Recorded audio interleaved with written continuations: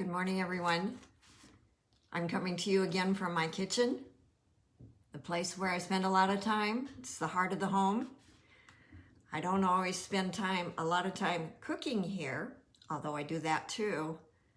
But a lot of times I just have my books on my island and I can grab them and read. So today I have shared, in the past I've shared with you from other people's books, but today I'm going to share with you from the 30-second prayer that changes everything. I am more convinced today than any day that I've ever lived that this should be our go-to scripture for every decision we ever make, for every day we ever live. Success is written all over this scripture. And so I want to share with you from the book, and I'm just going to read a little bit to you today. Okay, the focus of this book is Proverbs 16:3. Roll your works upon the Lord. Commit and trust them wholly to Him. He will cause your thoughts to become agreeable to His will, and so shall your plans be established and succeed. He's talking about our plans. That's from the Amplified Classic Bible. Initially, the first word that came into my thoughts, initially the first word to catch my attention was succeed.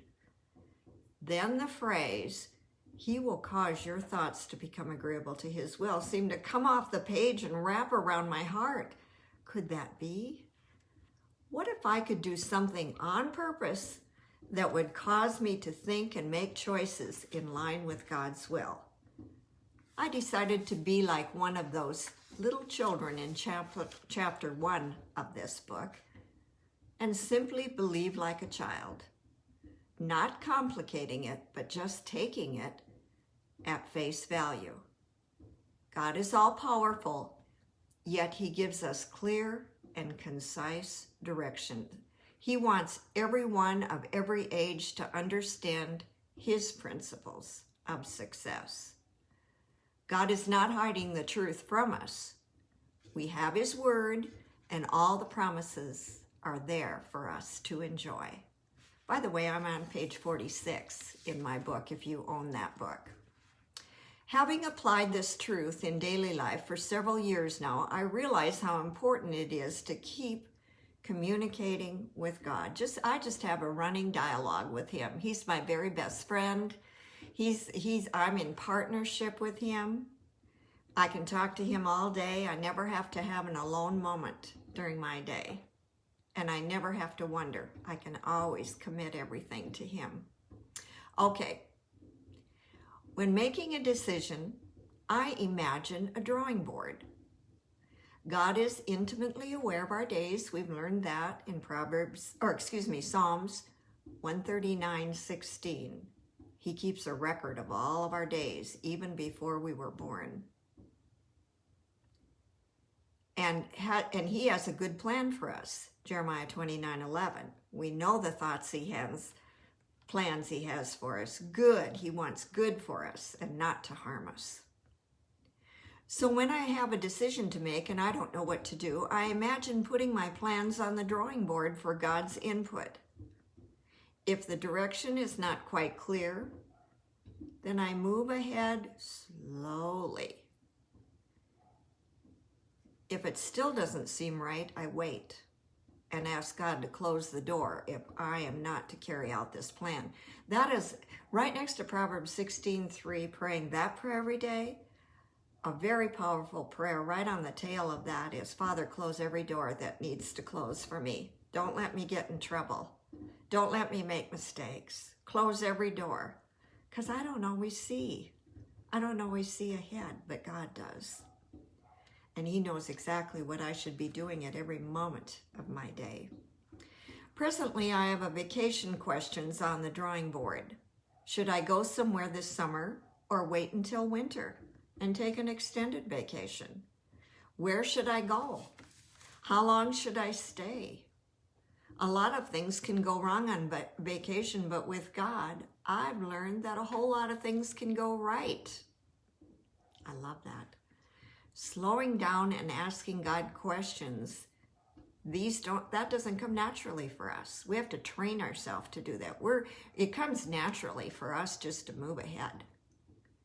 But if we train ourselves to slow down and ask God questions, then we will find our faith strengthened by each of our successful decisions.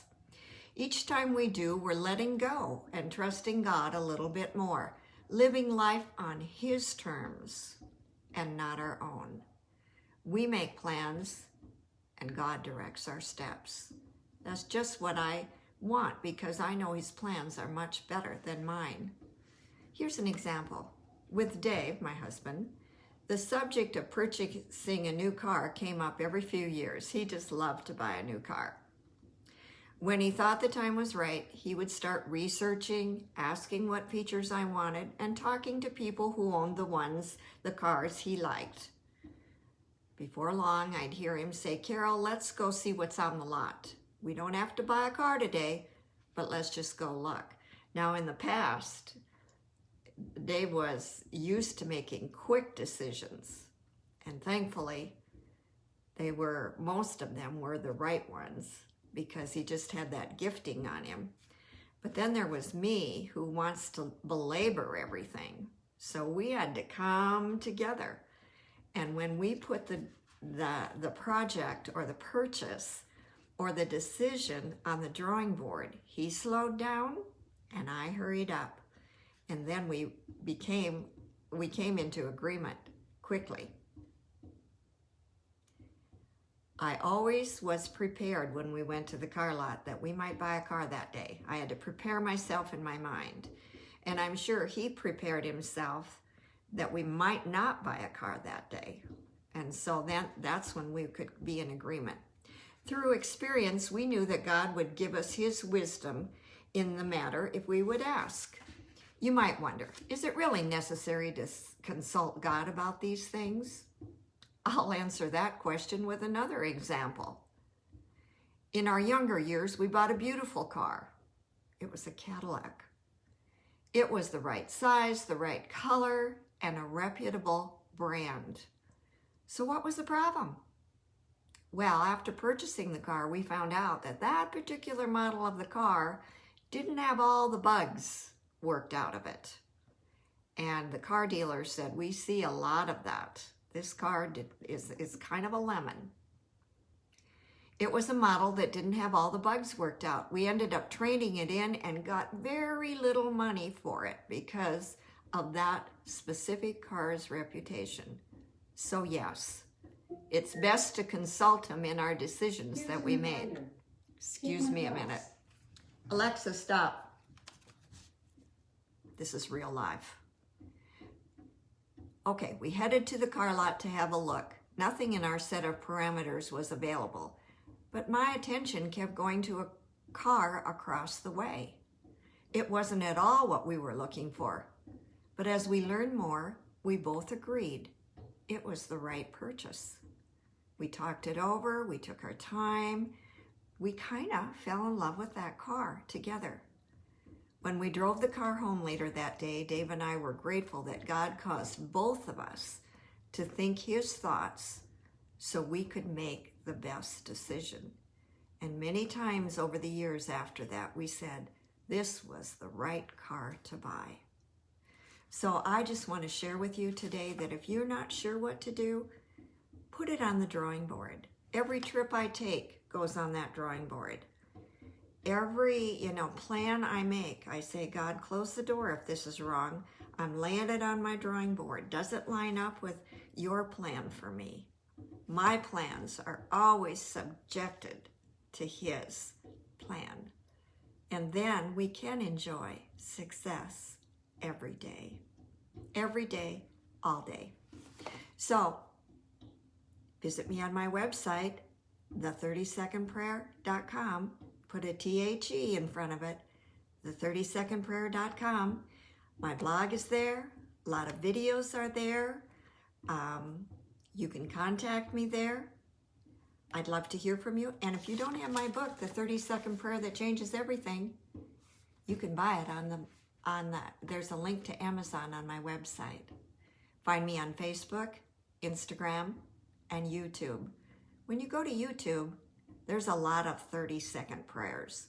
So just put in Karol with a K, Horken, Horken, and it'll go right to my YouTube channel. God bless you all. Have a wonderful and successful day. Bye-bye.